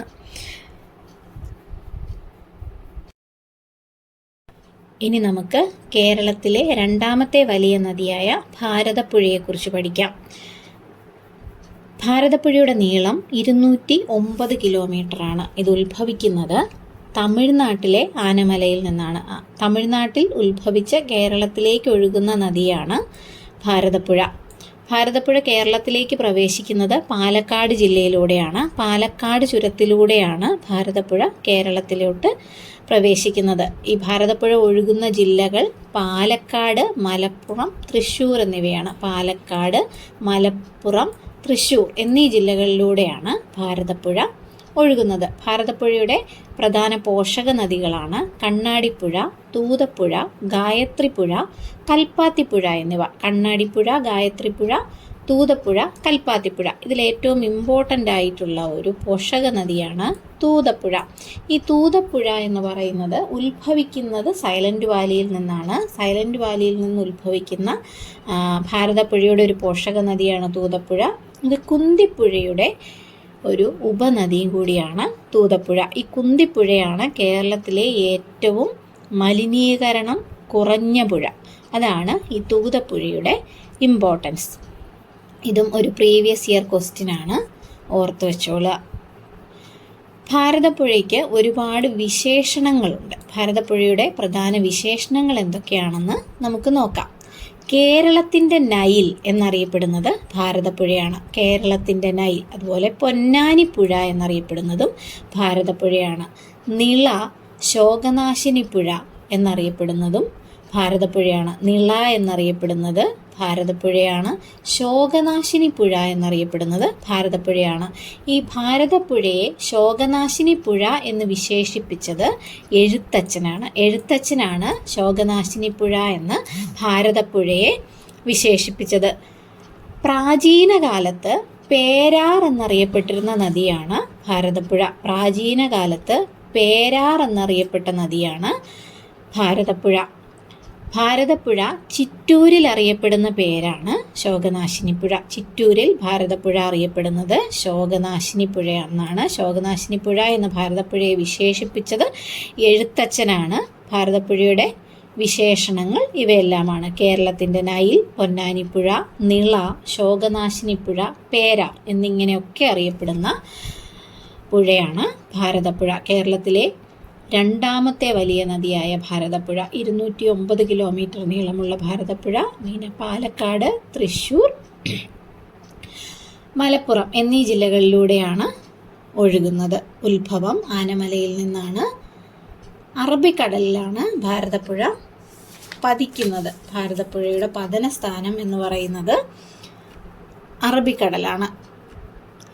ഭാരതപ്പുഴ അറബിക്കടലിനോട് ചേരുന്നത് പൊന്നാനിയിൽ വെച്ചാണ്. ഭാരതപ്പുഴ അറബിക്കടലിൽ പതിക്കുന്നത് എവിടെ വെച്ചാണ്? പൊന്നാനിയിൽ വെച്ചാണ് ഭാരതപ്പുഴ അറബിക്കടലിൽ പതിക്കുന്നത്. ഈ ഭാരതപ്പുഴയുടെ അഴിമുഖം, ഈ നദീമുഖം എന്ന് പറയുന്നതാണ് ഈ അഴിമുഖം. അഴിമുഖത്ത് സ്ഥിതി ചെയ്യുന്ന മത്സ്യബന്ധന തുറമുഖമാണ് പൊന്നാനി തുറമുഖം. ഭാരതപ്പുഴയുടെ അഴിമുഖത്ത് സ്ഥിതി ചെയ്യുന്ന മത്സ്യബന്ധന തുറമുഖമാണ് പൊന്നാനി തുറമുഖം. ഭാരതപ്പുഴയിലാണ് ഗാന്ധിജി, ലാൽ ബഹദൂർ ശാസ്ത്രി, നെഹ്റു തുടങ്ങിയവരുടെ ചിതാഭസ്മം നിമജ്ജനം ചെയ്തിരിക്കുന്നത് ഭാരതപ്പുഴയിലാണ്. അതെവിടെ വെച്ചാണ്? തിരുനാവായയിൽ വെച്ചാണ്. ഭാരതപ്പുഴയുടെ തീരത്തുള്ള തിരുനാവായയിൽ വെച്ചാണ് ഗാന്ധിജി, ലാൽ ബഹദൂർ ശാസ്ത്രി, ജവഹർലാൽ നെഹ്റു തുടങ്ങിയവരുടെ ചിതാഭസ്മം ഭാരതപ്പുഴയിൽ നിമജ്ജനം ചെയ്തിരിക്കുന്നത്. ഭാരതപ്പുഴയുടെ പ്രധാന പോഷക നദികളായിരുന്നു കണ്ണാടിപ്പുഴ, തൂതപ്പുഴ, ഗായത്രിപ്പുഴ, കൽപ്പാത്തിപ്പുഴ എന്നിവ. ഈ പോഷക നദികൾ എവിടെ വെച്ചാണ് ഭാരതപ്പുഴയുമായി ചേരുന്നത് എന്ന് നമുക്ക് നോക്കാം. ഗായത്രിപ്പുഴ ഭാരതപ്പുഴയുമായി ചേരുന്നത് മായന്നൂരിൽ വെച്ചാണ്. ഗായത്രിപ്പുഴ ഭാരതപ്പുഴയുമായി ചേരുന്നത് മായന്നൂരിൽ വെച്ചാണ്. കണ്ണാടിപ്പുഴ ഭാരതപ്പുഴയുമായി ചേരുന്ന സ്ഥലം പറളി. കണ്ണാടിപ്പുഴ ഭാരതപ്പുഴയുമായി ചേരുന്നത് പറളിയിൽ വെച്ചാണ്. അതുപോലെ ഒരു ഇമ്പോർട്ടൻ്റ് ആയിട്ടുള്ള കാര്യമാണ്, ഭാരതപ്പുഴയുടെ തീരത്ത് നടന്നിരുന്ന ഒരു ഉത്സവമാണ് മാമാങ്കം. മാമാങ്കം നടത്തിയിരുന്ന നദീതീരമാണ് ഭാരതപ്പുഴ. അത് ഭാരതപ്പുഴയിലാണ് ആദ്യമായിട്ട് ഒരു ഉരുക്ക് തടയണ നിർമ്മിച്ചത്. കേരളത്തിലെ ആദ്യത്തെ ഉരുക്ക് തടയണ നിർമ്മിച്ചിരിക്കുന്നത് ഭാരതപ്പുഴയിൽ വെച്ചാണ്. പാലക്കാട് ജില്ലയിലെ മാന്നന്നൂരിനെയും തൃശ്ശൂർ ജില്ലയിലെ പൈങ്കുളത്തെയും ബന്ധിപ്പിച്ചിരിക്കുന്നതാണ് ഈ ഉരുക്ക് തടയണ. പാലക്കാട് ജില്ലയിലെ മാന്നന്നൂരിനെയും തൃശ്ശൂർ ജില്ലയിലെ പൈങ്കുളത്തെയും ബന്ധിപ്പിച്ചിരിക്കുന്ന ഉരുക്കു തടയണ നിർമ്മിച്ചിരിക്കുന്നത് ഈ ഭാരതപ്പുഴയിലാണ്. ഇതാണ് കേരളത്തിലെ ആദ്യ ഉരുക്കു തടയണ. ഭാരതപ്പുഴയുടെ തീരത്ത് സ്ഥിതി ചെയ്യുന്ന പ്രസിദ്ധമായ സ്ഥലങ്ങൾ ഇവയൊക്കെയാണ്: കൽപ്പാത്തി, മലമ്പുഴ, ചെറുതുരുത്തി, പൊന്നാനി, കിള്ളിക്കുറിശിമംഗലം എന്നിവ. കൽപ്പാത്തി, മലമ്പുഴ, ചെറുതുരുത്തി, പൊന്നാനി, കിള്ളിക്കുറിശിമംഗലം എന്നിവ ഭാരതപ്പുഴയുടെ തീരത്തെ പ്രധാന സ്ഥലങ്ങളാണ്. ഭാരതപ്പുഴയെക്കുറിച്ച് പറയുമ്പം നമ്മൾ എപ്പോഴും ഇമ്പോർട്ടൻ്റായി ഓർത്തിരിക്കേണ്ട ഒരു കാര്യമാണ് നിള എന്ന് വിശേഷിപ്പിക്കപ്പെടുന്നത് ഭാരതപ്പുഴയെയാണ്. അപ്പം നിളയുടെ കഥാകാരൻ എന്നറിയപ്പെടുന്നത് MD വാസുദേവൻ നായരാണ്. നിളയുടെ കഥാകാരൻ MD വാസുദേവൻ നായർ. അതുപോലെ നിളയുടെ കവി എന്നറിയപ്പെടുന്നത് P കുഞ്ഞിരാമൻ നായരാണ്. നിളയുടെ കവി എന്നറിയപ്പെടുന്നത് P കുഞ്ഞിരാമൻ നായരാണ്. ഭാരതപ്പുഴയുടെ പുനരുജ്ജീവനം ലക്ഷ്യമാക്കി കേന്ദ്ര സർക്കാർ ആരംഭിച്ച വിജ്ഞാന കേന്ദ്രമാണ് നിള വിജ്ഞാന കേന്ദ്രം. ഭാരതപ്പുഴയുടെ പുനരുജ്ജീവനം ലക്ഷ്യമാക്കി കേന്ദ്ര സർക്കാർ ആരംഭിക്കുന്ന വിജ്ഞാന കേന്ദ്രമാണ് നിള വിജ്ഞാന കേന്ദ്രം. നിള എന്ന് പറയുന്നത് ഭാരതപ്പുഴയുടെ ഒരു പ്രധാനപ്പെട്ട വിശേഷണമാണ്. എല്ലാവർക്കും അറിയാം, നിള എന്ന് അറിയപ്പെടുന്നത് ഭാരതപ്പുഴയാണ്. അതുകൊണ്ടാണ് നിളയുടെ കഥാകാരൻ MD, നിളയുടെ കവി P കുഞ്ഞിരാമൻ നായരുമാണ്. അതുപോലെ ഭാരതപ്പുഴയുടെ പുനരുജ്ജീവനം ലക്ഷ്യമാക്കി കേന്ദ്ര സർക്കാർ ആരംഭിക്കുന്ന വിജ്ഞാന കേന്ദ്രത്തിന് നൽകപ്പെട്ടിരിക്കുന്ന പേരും എന്തെന്നാണ്? നിള വിജ്ഞാന കേന്ദ്രം എന്ന് തന്നെയാണ്. നിള വിജ്ഞാന കേന്ദ്രം എന്നാണ് അങ്ങനെ പേര് നൽകിയിരിക്കുന്നത്. അതുപോലെ മിനി പമ്പ എന്ന് പറയുന്ന പദ്ധതി സ്ഥിതി ചെയ്യുന്നതും ഭാരതപ്പുഴയിലാണ്. ഭാരതപ്പുഴയുടെ തീരത്ത് മലപ്പുറം ജില്ലയിൽ കുറ്റിപ്പുറം പാലത്തിന് സമീപമുള്ള സ്നാനഘട്ടത്തെ ഔദ്യോഗികമായി ശബരിമല ഇടത്താവളമായി പ്രഖ്യാപിച്ചു. ഇതാണ് മിനി പമ്പ എന്നറിയപ്പെടുന്നത്. ഭാരതപ്പുഴയുടെ തീരത്ത് മലപ്പുറം ജില്ലയിൽ കുറ്റിപ്പുറം പാലത്തിന് സമീപമുള്ള സ്നാനഘട്ടത്തെ ശബരിമല ഇടത്താവളമായി പ്രഖ്യാപിച്ചിട്ടുണ്ട്. അതാണ് മിനി പമ്പ എന്നറിയപ്പെടുന്നത്. ഇവയൊക്കെയാണ് ഭാരതപ്പുഴയെക്കുറിച്ച് പ്രധാനമായിട്ടും നമുക്ക് അറിയേണ്ട കാര്യങ്ങൾ. ഇതിൽ ഞാൻ വിട്ടുപോയ 1-2 കാര്യങ്ങൾ കൂടെ കൂട്ടിച്ചേർക്കുകയാണ്. മേൽപ്പത്തൂർ നാരായണ ഭട്ടതിരിയുടെ ജന്മസ്ഥലമാണ് തിരുനാവായ. ഈ തിരുനാവായ ഭാരതപ്പുഴയുടെ തീരത്താണെന്ന് നമ്മൾ ഓൾറെഡി പറഞ്ഞു. മേൽപ്പത്തൂർ നാരായണ ഭട്ടതിരിയുടെ ജന്മസ്ഥലം കൂടിയാണ് തിരുനാവായ. ഈ മേൽപ്പത്തൂർ നാരായണ ഭട്ടതിരി പ്രസിദ്ധീകരിച്ച അദ്ദേഹത്തിൻ്റെ പ്രസിദ്ധമായ ഒരു രചനയാണ് നാരായണീയം. നാരായണ ഭട്ടതിരിയുടെ പ്രസിദ്ധമായ ഒരു രചനയാണ് നാരായണീയം.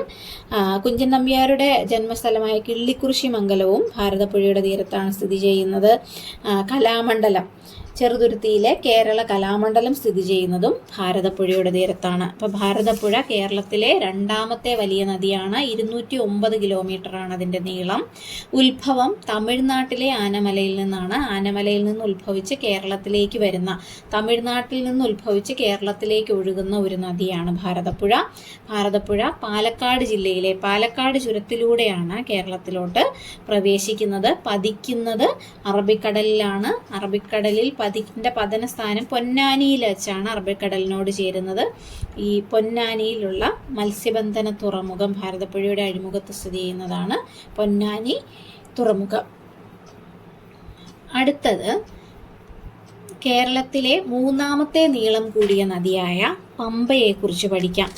കേരളത്തിലെ 3ാമത്തെ നീളം കൂടിയ നദിയാണ് പമ്പ. പമ്പയുടെ നീളം 176 കിലോമീറ്ററാണ്. പമ്പയുടെ നീളം 176 കിലോമീറ്ററാണ്. പുളിച്ചിമലയിൽ നിന്നാണ് പമ്പ ഉത്ഭവിക്കുന്നത്. ഇടുക്കി ജില്ലയിലെ പീരുമേട് പീഠഭൂമിയിലെ പുളിച്ചിമലയിൽ നിന്നാണ് പമ്പാ നദി ഉത്ഭവിക്കുന്നത്. പമ്പാ നദി പതിക്കുന്നത് വേമ്പനാട്ട് കായലാണ്. വേമ്പനാട്ട് കായലിനെ കുറിച്ചൊക്കെ നമ്മൾ ഡീറ്റെയിൽസ് ആയിട്ട് ആദ്യമേ പറഞ്ഞിരുന്നു. പമ്പാ നദി പതിക്കുന്നത് വേമ്പനാട്ട് കായലാണ്. കേരളത്തിലെ ഏറ്റവും വലിയ കായലാണ്, ഇന്ത്യയിലെ ഏറ്റവും വലിയ തണ്ണീർത്തടമാണ് എന്നൊക്കെ നമ്മൾ ആദ്യമേ തന്നെ വേമ്പനാട്ട് കായലിനെ കുറിച്ച് പറഞ്ഞിരുന്നു. അപ്പോൾ പമ്പാ നദിയുടെ ഉത്ഭവം ഇടുക്കി ജില്ലയിലെ പീരുമേട് പീഠഭൂമിയിലെ പുളിച്ചിമലയിലാണ് പമ്പാ നദി ഉത്ഭവിക്കുന്നത്, പതിക്കുന്നത് വേമ്പനാട്ട് കായലിലാണ്.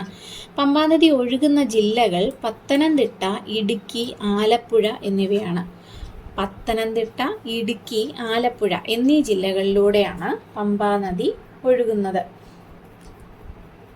പമ്പയുടെ വിശേഷണങ്ങളെക്കുറിച്ച് നോക്കാം. കേരളത്തിൻ്റെ പുണ്യനദി എന്നറിയപ്പെടുന്നത് പമ്പയാണ്. തിരുവിതാംകൂറിൻ്റെ ജീവനാഡി എന്നറിയപ്പെടുന്നത് പമ്പയാണ്. കേരളത്തിൻ്റെ ജീവനാഡി ഏതായിരുന്നു? പെരിയാറാണ്. കേരളത്തിൻ്റെ ജീവനാഡി എന്നറിയപ്പെടുന്നത് പെരിയാറാണ്. തിരുവിതാംകൂറിൻ്റെ ജീവനാഡി എന്നറിയപ്പെടുന്നത് പമ്പയാണ്. തിരുവിതാംകൂറിൻ്റെ ജീവനാഡി, മാറിപ്പോവരുത്. ദക്ഷിണ ഭഗീരഥി ഇനി നമുക്ക് പമ്പയെക്കുറിച്ച് നോക്കാം. കേരളത്തിലെ മൂന്നാമത്തെ നീളം കൂടിയ നദിയാണ് പമ്പ.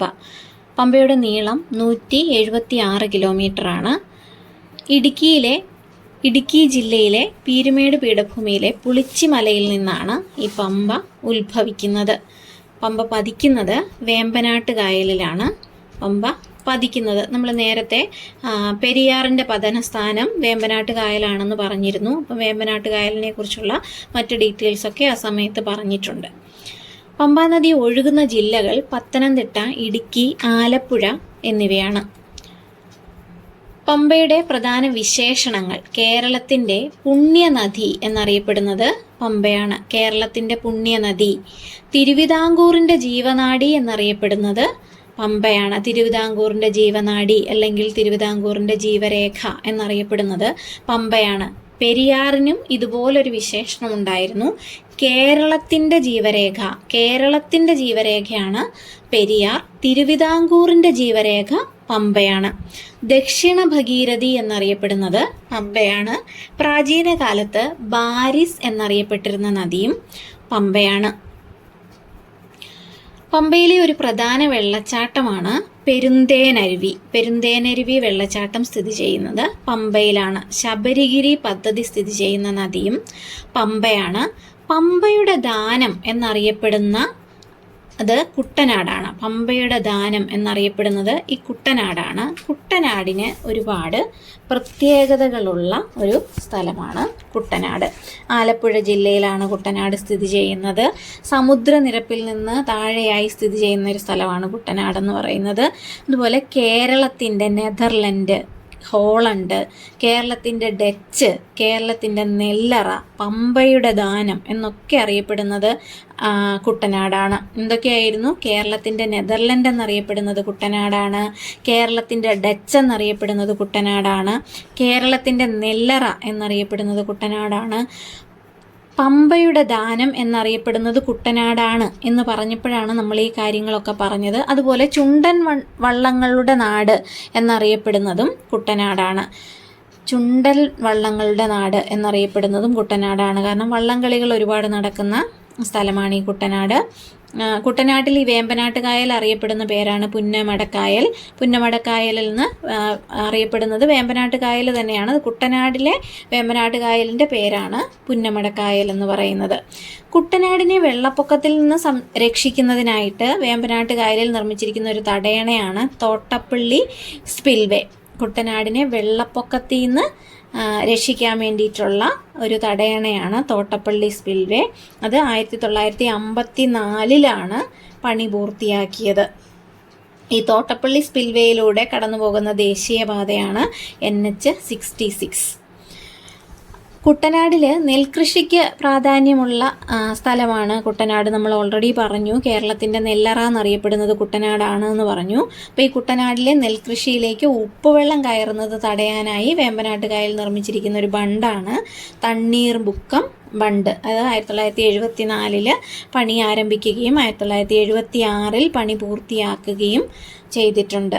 ഏത്? തണ്ണീർമുക്കം ബണ്ടിന്. ഇത്രയും കാര്യങ്ങൾ ഇതുമായി റിലേറ്റ് ചെയ്ത കാര്യങ്ങളാണ്. പമ്പാ നദിയുമായി ബന്ധപ്പെട്ട കാര്യമല്ല, പക്ഷേ പമ്പയുടെ ദാനം എന്നറിയപ്പെടുന്ന സ്ഥലമാണ് കുട്ടനാട്. ആ കുട്ടനാടിനെ കുറിച്ച് പറഞ്ഞപ്പോഴാണ് ഞാൻ ഇത്രയും കാര്യങ്ങളും കൂടെ ഇതിനകത്ത് ആഡ് ചെയ്തത്. ഇതും നമ്മുടെ സിലബസിൽ ഉൾപ്പെടുന്ന കാര്യം തന്നെയാണ്. ആലപ്പുഴ ജില്ലയൊക്കെ പഠിക്കുന്ന സമയത്ത് നമ്മൾ ഇതിനെക്കുറിച്ച് കൂടുതലായിട്ട് പഠിക്കുന്നുണ്ടാവും. അപ്പോൾ അതും കൂടി ഞാനിതിൽ ആഡ് ചെയ്തു എന്നുള്ളതേ ഉള്ളൂ. ശബരി, കക്കാട് ഡാമുകൾ സ്ഥിതി ചെയ്യുന്ന നദി പമ്പയാണ്. അതുപോലെ മാരാമൺ കൺവെൻഷൻ, ചെറുകോൽപ്പുഴ ഹിന്ദുമത സമ്മേളനം എന്നിവ നടക്കുന്ന നദീതീരവും പമ്പയാണ്. മാരാമൺ കൺവെൻഷൻ, ചെറുകോൽപ്പുഴ ഹിന്ദുമത സമ്മേളനമൊക്കെ. പമ്പയുടെ തീരത്തുള്ള പ്രധാന തീർത്ഥാടന കേന്ദ്രങ്ങളാണ് ശബരിമല, എടത്വാ പള്ളി എന്നിവ. ശബരിമലയും എടത്വാ പള്ളിയും ഒക്കെ പമ്പയുടെ തീരത്താണ് സ്ഥിതി ചെയ്യുന്നത്. പരുമല ദ്വീപ് സ്ഥിതി ചെയ്യുന്നതും പമ്പയുടെ തീരത്താണ്. നമ്മൾ ഓൾറെഡി പറഞ്ഞിരുന്നു പെരുന്തേനരുവി സ്ഥിതി ചെയ്യുന്നത് പമ്പയിലാണ് എന്ന് നമ്മൾ പറഞ്ഞിരുന്നു. പമ്പയുടെ പ്രധാന പോഷക നദികളാണ് അച്ചൻകോവിലാർ, കക്കിയാർ, കല്ലാർ, അഴുതയാർ, മണിമലയാർ എന്നിവ. അച്ചൻകോവിലാർ, കക്കിയാർ, കല്ലാർ, അഴുതയാർ, മണിമലയാർ എന്നിവ. ചുണ്ടൻ വള്ളങ്ങളുടെ നാട് എന്നറിയപ്പെടുന്നത് കുട്ടനാടാണ് എന്ന് നമ്മൾ പറഞ്ഞിരുന്നു. അപ്പം ഈ പമ്പയിൽ ഒരുപാട് വള്ളംകളികൾ നടക്കുന്നുണ്ട്. പമ്പ പുന്നമടക്കായലിൽ കുട്ടനാടിൽ വേമ്പനാട്ടുകായൽ അറിയപ്പെടുന്നതാണ് പുന്നമടക്കായലെന്ന്. അപ്പോൾ ഈ പമ്പയിൽ നടക്കുന്ന പ്രധാന വള്ളക്കളികൾ ആറന്മുള ഉത്രട്ടാതി വള്ളംകളി, ചമ്പക്കുളം മൂലം വള്ളംകളി, രാജീവ് ഗാന്ധി ട്രോഫി വള്ളംകളി, ഉത്രാടം തിരുനാൾ വള്ളംകളി എന്നിവയാണ്. ഈ ആറന്മുള ഉത്രട്ടാതി വള്ളംകളിയിൽ കാളി എന്നാണ് ഞാൻ എഴുതിയിരിക്കുന്നത്, അതൊരു ടൈപ്പിംഗ് എററാണ്. ആറന്മുള ഉത്രട്ടാതി വള്ളംകളി, ചമ്പക്കുളം മൂലം വള്ളംകളി, രാജീവ് ഗാന്ധി ട്രോഫി വള്ളംകളി, ഉത്രാടം തിരുനാൾ വള്ളംകളി ഇവയാണ് പമ്പയിൽ നടക്കുന്ന പ്രധാന വള്ളംകളികൾ.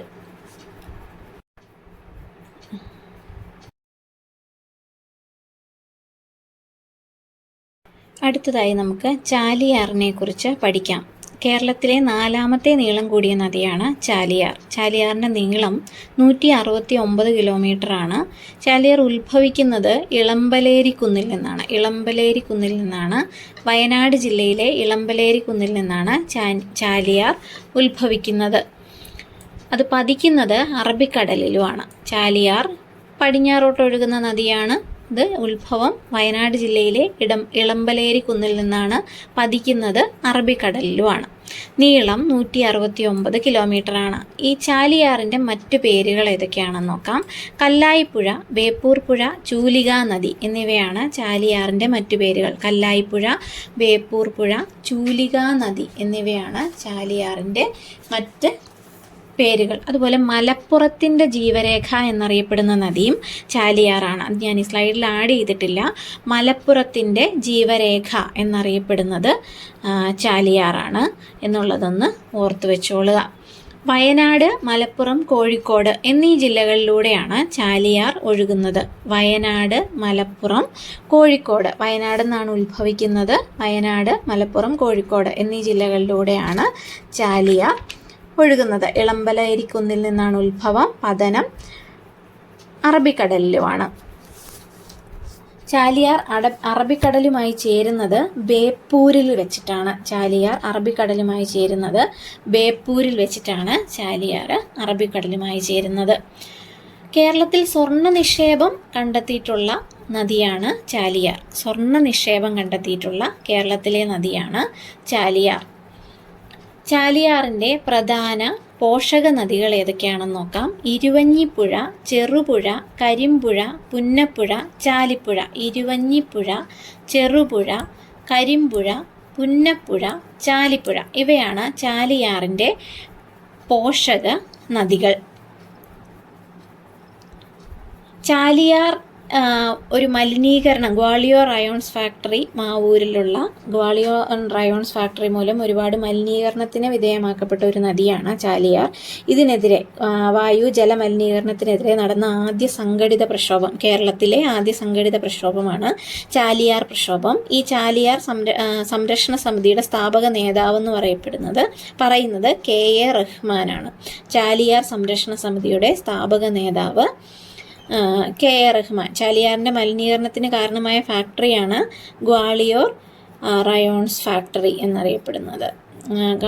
ഗ്വാളിയോർ അയോൺസ് ഫാക്ടറിയാണ് ചാലിയാർ മലിനീകരണത്തിന് കാരണമായ ഫാക്ടറി. കേരളത്തിലെ മലിനീകരണം ഏറ്റവും കൂടിയ നദികളാണ് ചാലിയാറും പെരിയാറും. അതുപോലെ മലിനീകരണം ഏറ്റവും കുറഞ്ഞ നദിയാണ് കുന്തിപ്പുഴ.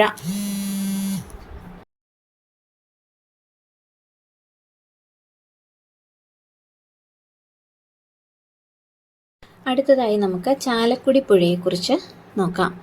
കേരളത്തിലെ 5ാമത്തെ നീളം കൂടിയ നദിയാണ് ചാലക്കുടി പുഴ. ചാലക്കുടി പുഴയുടെ നീളം 145.5 കിലോമീറ്റർ. ചാലക്കുടി പുഴയും ഉത്ഭവിക്കുന്നത് ആനമലയിൽ നിന്ന് തന്നെയാണ്. ആനമലയിൽ നിന്ന് ഉത്ഭവിച്ച് പാലക്കാട് ജില്ലയിലൂടെ കേരളത്തിലോട്ട് ഒഴുകുന്ന നദിയാണ് ചാലക്കുടി പുഴ.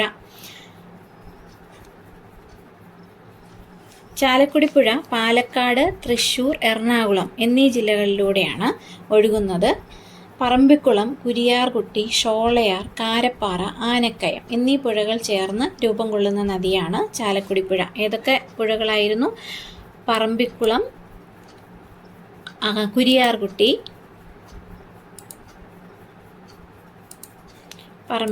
കുരിയാർകുട്ടി, ഷോളയാർ, കാരപ്പാറ, ആനക്കയം എന്നീ പുഴകൾ ചേർന്ന് രൂപം കൊള്ളുന്ന നദിയാണ് ചാലക്കുടി പുഴ. ചാലക്കുടി പുഴ ഒഴുകുന്ന ജില്ലകൾ പാലക്കാട്, തൃശ്ശൂർ, എറണാകുളം എന്നിവയാണ്.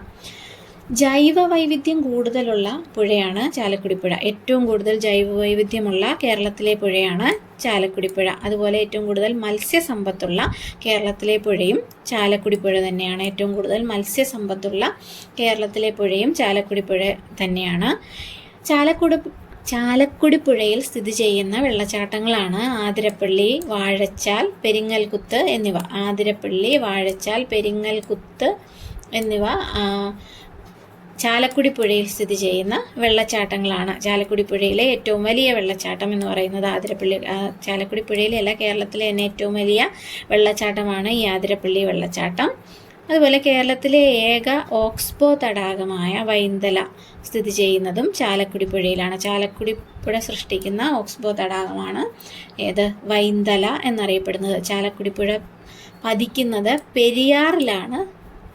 ചാലക്കുടി പുഴ പതിക്കുന്നത് പതനസ്ഥാനം എന്ന് പറയുന്നത് പെരിയാറാണ്. നമ്മൾ ആദ്യമേ പറഞ്ഞിരുന്നു, ഈ പറയുന്ന നദികളൊക്കെ, ചില നദികൾ കടലിൽ പോയി പതിക്കും, ചില നദികൾ മറ്റ് നദികളിലായിരിക്കാം പതിക്കുന്നത് എന്നൊക്കെ നമ്മൾ പറഞ്ഞിരുന്നു. അപ്പോൾ ചാലക്കുടി പുഴ പതിക്കുന്നത് പെരിയാറിലാണ്. പെരിയാറിലേക്കാണ് ചാലക്കുടി പുഴ ഒഴുകിയെത്തുന്നത് എന്നുള്ളതും നമ്മൾ ഇതിൽ ഓർത്തു വച്ചേക്കുക. ഷോളയാർ ജലവൈദ്യുത പദ്ധതി, പെരിങ്ങൽകുത്ത് ജലവൈദ്യുത പദ്ധതി എന്നിവ സ്ഥിതി ചെയ്യുന്നതും ചാലക്കുടി പുഴയിലാണ്. ജലസേചനത്തിനായി ചാലക്കുടി പുഴയിൽ നിർമ്മിച്ചിരിക്കുന്ന ഡാമാണ് തുമ്പൂർമൊഴി. ജലസേചനത്തിനായി ചാലക്കുടി പുഴയിൽ നിർമ്മിച്ചിരിക്കുന്ന ഡാമാണ് തുമ്പൂർമൊഴി എന്ന് പറയുന്നത്. അതുപോലെ പറമ്പിക്കുളം, ആളിയാർ അന്തർ സംസ്ഥാന നദീജല കരാറിൽ ഏർപ്പെട്ട സംസ്ഥാനങ്ങൾ എന്ന് പറയുന്നത് കേരളവും തമിഴ്നാടുമാണ്. പറമ്പിക്കുളം, ആളിയാർ അന്തർ സംസ്ഥാന നദീജല കരാറിൽ ഏർപ്പെട്ട സംസ്ഥാനങ്ങളാണ് കേരളവും തമിഴ്നാടും.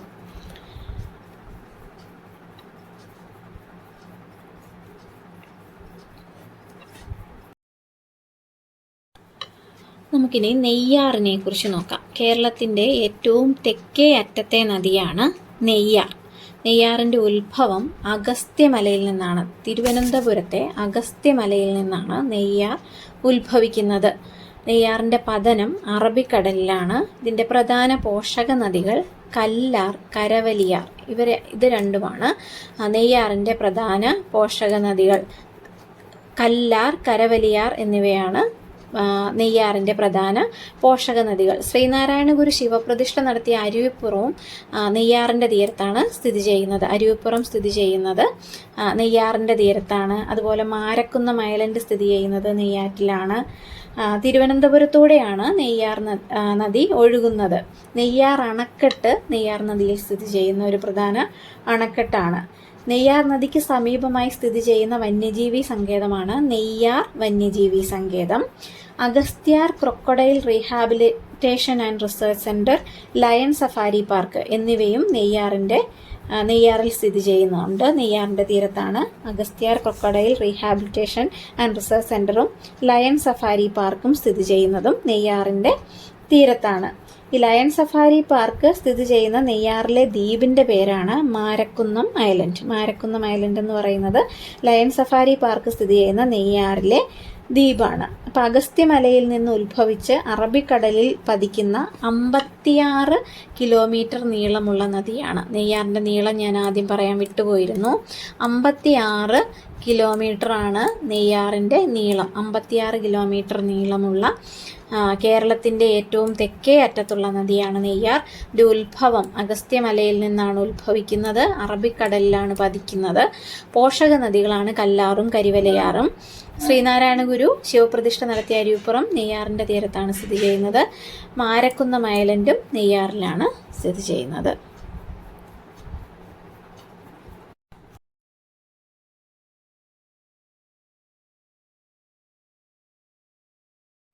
അടുത്തതായി നമുക്ക് മഞ്ചേശ്വരം പുഴയെക്കുറിച്ച് നോക്കാം. മഞ്ചേശ്വരം പുഴ എന്ന് പറയുന്നത് കേരളത്തിലെ ഏറ്റവും ചെറിയ നദിയാണ് മഞ്ചേശ്വരം പുഴ. നമുക്കറിയാം ഏറ്റവും വടക്കേ അറ്റത്തെ നദിയാണ്, ഏറ്റവും ചെറിയ നദിയാണ് മഞ്ചേശ്വരം പുഴ എന്നുള്ളത് നമ്മൾ പറഞ്ഞിരുന്നു. 16 കിലോമീറ്റർ മാത്രമാണ് മഞ്ചേശ്വരം പുഴയുടെ നീളം. നമ്മൾ ആദ്യമേ പറഞ്ഞിരുന്നു 1974 കേരള സർക്കാരിൻ്റെ വിജ്ഞാപന പ്രകാരം കേരളത്തിൽ ഒരു നദിയായി കണക്കാക്കുന്നത് 15 കിലോമീറ്റർ നീളത്തിൽ കൂടുതലുള്ള ജലപ്രവാഹങ്ങളെ മാത്രമാണ്. അപ്പോൾ 16 കിലോമീറ്ററുള്ള മഞ്ചേശ്വരം പുഴയാണ് കേരളത്തിലെ ഏറ്റവും ചെറിയ നദി. ഇതിൻ്റെ ഉത്ഭവം ബാലപ്പൂണി കുന്നുകളാണ്. മഞ്ചേശ്വരം പുഴ ഉത്ഭവിക്കുന്നത് ബാലപ്പൂണി കുന്നുകളിൽ നിന്നാണ്. പതനസ്ഥാനം ഉപ്പളക്കായലിലാണ്. കാസർഗോഡുള്ള ഉപ്പളക്കായലിലാണ് പതിക്കുന്നത്? മഞ്ചേശ്വരം പുഴ പതിക്കുന്നത്. തലപ്പാടിപ്പുഴ എന്നറിയപ്പെടുന്നത് മഞ്ചേശ്വരം പുഴയാണ്. തലപ്പാടിപ്പുഴ എന്നറിയപ്പെടുന്നതും മഞ്ചേശ്വരം പുഴയാണ്. ഏറ്റവും കൂടുതൽ നദികൾ ഒഴുകുന്ന കേരളത്തിലെ ജില്ല ഏത് എന്ന് ചോദിച്ചാൽ കാസർഗോഡാണ്. കാസർഗോഡ് ജില്ലയിലൂടെ 12 നദികൾ ഒഴുകുന്നുണ്ട്. ഏറ്റവും കൂടുതൽ നദികൾ ഒഴുകുന്ന കേരളത്തിലെ ജില്ല എന്ന് പറയുന്നത് കാസർഗോഡാണ്. 12 നദികളാണ് കേരളത്തിലൂടെ. കാസർഗോഡോടെ ഒഴുകുന്ന ഒരു നദിയാണ് മഞ്ചേശ്വരം പുഴ.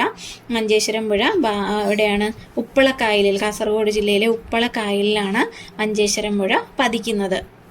അപ്പം ബാലപ്പൂണി കുന്നുകളാണ് ഇതിൻ്റെ ഉത്ഭവം എന്നുള്ളത് പ്രത്യേകമായിട്ടൊന്ന് ഓർത്തു വെച്ചോളുക.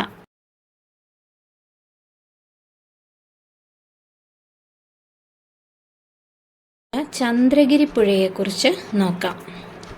മൗര്യ സാമ്രാജ്യ സ്ഥാപകനായ ചന്ദ്രഗുപ്ത മൗര്യൻ്റെ പേരിൽ അറിയപ്പെടുന്ന കേരളത്തിലെ നദിയാണ് ചന്ദ്രഗിരി പുഴ. പെരുമ്പുഴ, പയസ്വിനി പുഴ എന്നിങ്ങനെ അറിയപ്പെടുന്നതും ചന്ദ്രഗിരി പുഴയാണ്. പെരുമ്പുഴ എന്നും പയസ്വിനി പുഴ എന്നും അറിയപ്പെടുന്നത് ചന്ദ്രഗിരി പുഴയാണ്. മലയാളക്കരയ്ക്കും തുളുനാടിനുമിടയിൽ പരമ്പരാഗത അതിരായി കണക്കാക്കിയിരുന്ന പുഴയാണ് ചന്ദ്രഗിരി പുഴ. മലയാളക്കരയ്ക്കും തുളുനാടിനുമിടയിൽ പരമ്പരാഗത അതിരായി കണക്കാക്കുന്ന നദിയാണ് ചന്ദ്രഗിരി പുഴ.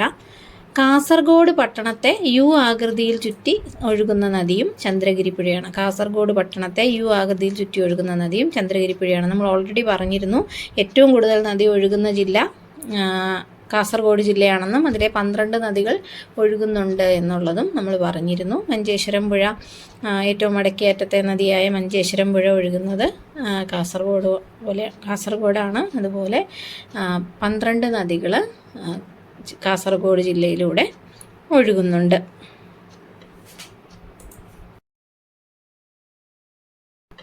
അടുത്തതായി നമുക്ക് കിഴക്കോട്ടൊഴുകുന്ന നദികളെക്കുറിച്ച് ഡിസ്കസ് ചെയ്യാം. നമ്മൾ ക്ലാസ് തുടങ്ങിയ സമയത്ത് തന്നെ പറഞ്ഞിരുന്നു കേരളത്തിലെ നദികളെ നമ്മൾ രണ്ടായിട്ട് തിരിക്കുന്നുണ്ട്. പടിഞ്ഞാറോട്ടൊഴുകുന്ന നദികളെന്നും കിഴക്കോട്ടൊഴുകുന്ന നദികളെന്നും. കേരളത്തിലെ ഭൂരിഭാഗം നദികളും, അതായത് നമുക്ക് 44 നദികളുള്ളതിൽ ഈ 44-ൽ 41 നദികളും എങ്ങോട്ടാണ് ഒഴുകുന്നത്? പടിഞ്ഞാറോട്ടാണ് ഒഴുകുന്നത്. 3 നദികൾ മാത്രമാണ് കിഴക്കോട്ടൊഴുകുന്നത്. 3 നദികൾ ഏതൊക്കെയാണ്? കബനി, ഭവാനി, പാമ്പാർ.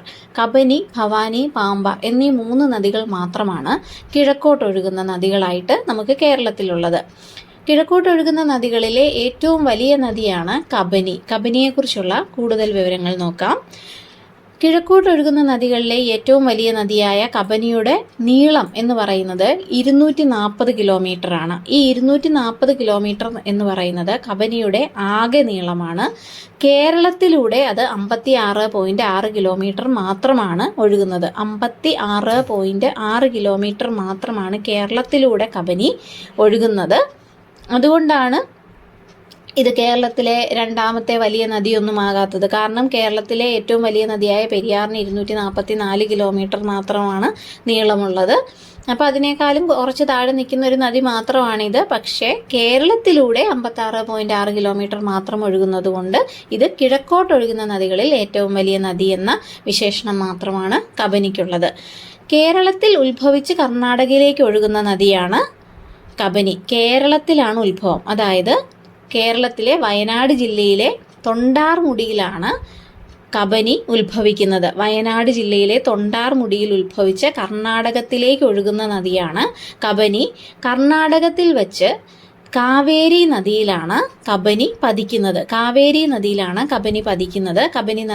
നദി പതിക്കുന്നത് കാവേരി നദിയിലാണ്. കാവേരി നദിയിൽ കബനി പതിക്കുന്ന സ്ഥലത്തിൻ്റെ പേരാണ് തിരുമക്കുടലു സരസിപ്പുര. അതായത് ഇതിൻ്റെ നദീമുഖം എന്ന് പറയുന്നത് തിരുമക്കുടലു സരസിപ്പുര എന്ന് പറയുന്ന സ്ഥലത്താണ് സ്ഥിതി ചെയ്യുന്നത്.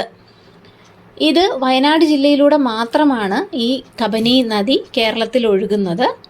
കേരളത്തിൽ ഉത്ഭവിച്ച് കർണാടകത്തിലേക്കാണ് ഒഴുകുന്നത് എന്നുള്ളത് നമ്മൾ ആദ്യമേ പറഞ്ഞു. അതുപോലെ കർണാടകയിൽ ഉത്ഭവിച്ച് കേരളത്തിലേക്ക് ഒഴുകുന്ന നദിയാണ് വളപട്ടണം നദി. വളപട്ടണം നദി ഇമ്പോർട്ടൻ്റ് ആണ്.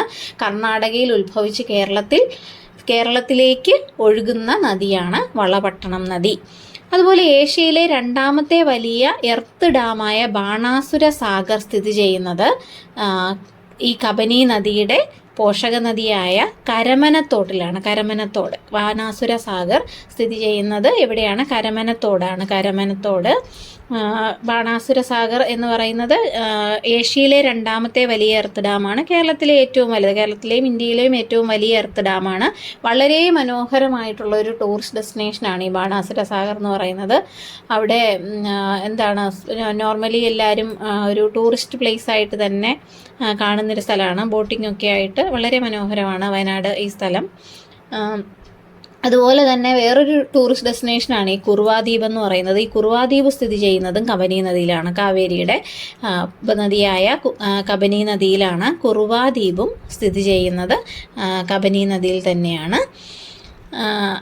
ഇത്രയും കാര്യങ്ങളാണ് നമ്മൾ മെയിനായിട്ടുള്ളത്. കബനിയുടെ വേറൊരു പേരാണ് കപില. കപില എന്നറിയപ്പെടുന്ന നദിയാണ് കബനി. അതും ഓർത്തു വെച്ചോളുക.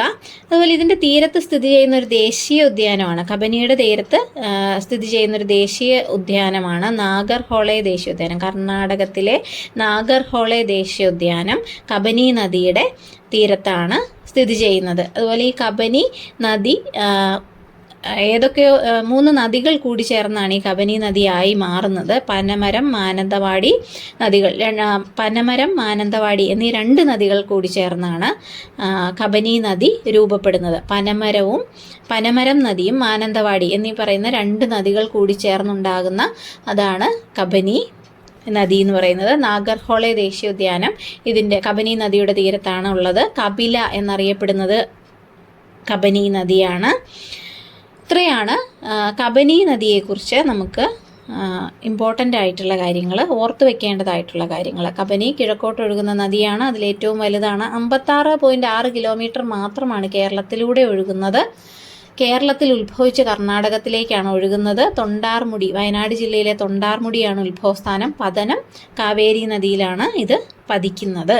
തിരുമക്കുടലു സരസിപ്പുര എന്ന് പറയുന്ന സ്ഥലത്ത് വെച്ചിട്ടാണ് കബനി കാവേരി നദിയിൽ ചേരുന്നത്.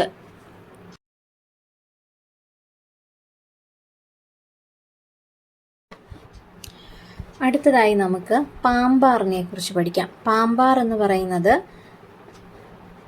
കിഴക്കോട്ടൊഴുകുന്ന നദികളിലെ ഏറ്റവും ചെറിയ നദിയാണ് പാമ്പാർ. കിഴക്കോട്ടൊഴുകുന്ന നദികളിൽ ഏറ്റവും ചെറിയ നദിയാണ് പാമ്പാർ എന്ന് പറയുന്നത്. ഉത്ഭവം ദേവികുളത്തെ ബെന്മൂർ, ഇടുക്കി ജില്ലയിലെ ദേവികുളത്തെ ബെന്മൂറിൽ നിന്ന് ഉത്ഭവിക്കുന്നതാണ് പാമ്പാർ നദി. അതിൻ്റെ ആകെ നീളം എന്ന് പറയുന്നത് 31 കിലോമീറ്റർ ആണെങ്കിലും കേരളത്തിലൂടെ 25 കിലോമീറ്റർ മാത്രമാണ് ഒഴുകുന്നത്.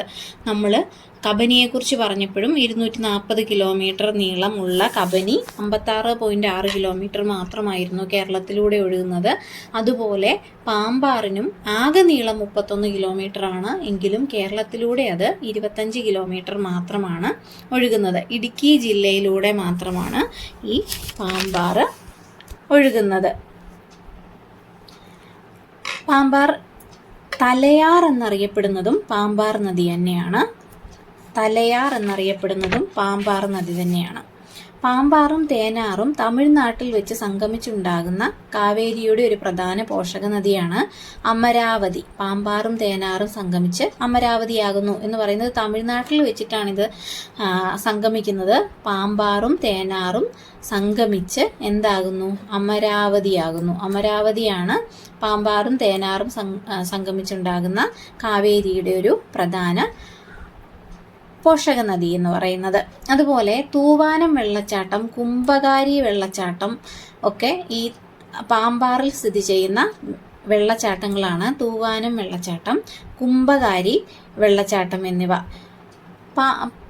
പാമ്പാറിൻ്റെ പോഷക നദികളാണ്. ഇരവികുളം, മയിലാടി, തീർത്ഥമല, തേനാർ, ചെങ്കലാർ എന്നിവ. ചെങ്കലാർ ഞാനിവിടെ എഴുതിയിട്ടില്ല. ഇരവികുളം, മയിലാടി, തീർത്ഥമല, തേനാർ, ചെങ്കല ഇതൊക്കെ പാമ്പാറിൻ്റെ പോഷക നദികളാണ്. പാമ്പാറിൻ്റെ പതനം കാവേരി നദിയിലാണ്. പാമ്പാറിൻ്റെ പതനം തമിഴ്നാട്ടിലാണ്. കാവേരി അതായത് ഇടുക്കിയിൽ നിന്ന്, കേരളത്തിൽ നിന്ന് ഉത്ഭവിച്ച് തമിഴ്നാട്ടിലേക്ക് ഒഴുകുന്ന ഒരു നദിയാണ് പാമ്പാർ അറിയപ്പെടുന്ന മറ്റൊരു പേരാണ് തലയാർ. തലയാർ എന്നറിയപ്പെടുന്നത് പാമ്പാറാണ്. തലയാർ എന്നുള്ളത് ഓർത്ത് വെച്ചോളുക. അത് പാമ്പാറാണ് തലയാർ എന്നറിയപ്പെടുന്നത്. ഈ തേനാറിൻ്റെ വേറൊരു പേരാണ് വട്ടവട നദി. തേനാറിൻ്റെ പോഷക നദി, പാമ്പാറിൻ്റെ പോഷക നദിയായ തേനാറിൻ്റെ മറ്റൊരു പേരാണ് വട്ടവട നദി എന്നുള്ളതും കൂടി ഒന്ന് ഓർത്ത് വെച്ചേക്കുക.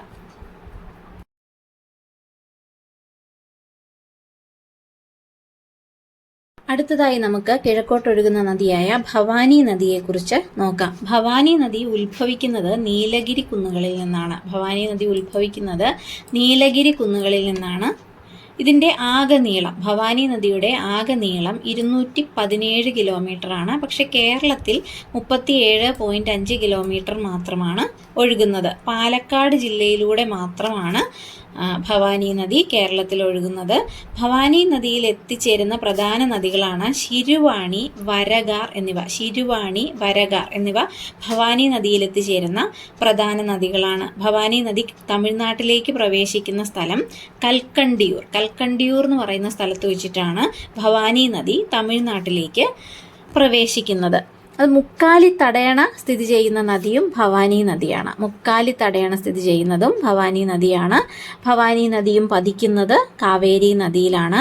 കോയമ്പത്തൂർ പട്ടണത്തിലേക്ക് ജലവിതരണം നടത്താനായി അണക്കെട്ട് നിർമ്മിച്ചിരിക്കുന്ന നദി ശിരുവാണി എന്ന് പറയുന്നത് ഭവാനി നദിയുടെ ഒരു പ്രധാന പോഷക നദിയായിരുന്നു. ഈ ശിരുവാണി നദിയിലാണ് കോയമ്പത്തൂർ പട്ടണത്തിലേക്ക് ജലവിതരണം നടത്താനായിട്ടുള്ള ഒരു അണക്കെട്ട് നിർമ്മിച്ചിരിക്കുന്നത്.